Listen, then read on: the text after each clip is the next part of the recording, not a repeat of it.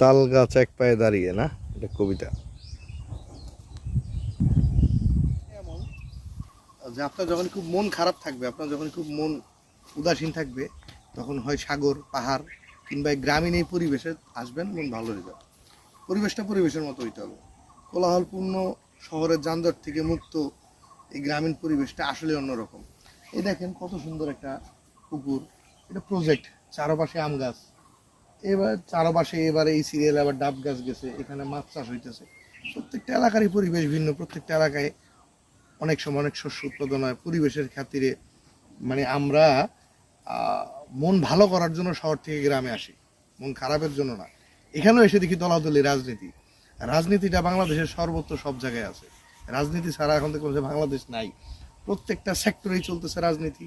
শহর থেকে আপনি যখন একটু নিরিবিলি আসবেন গ্রামে, আইসা দেখবেন যে এখানেও রাজনীতি। কত সুন্দর ক্ষেত দেখেন, এই সরিষা হইতেছে। তারপরে গমের ইয়াটা একটু দেখাও, গমটা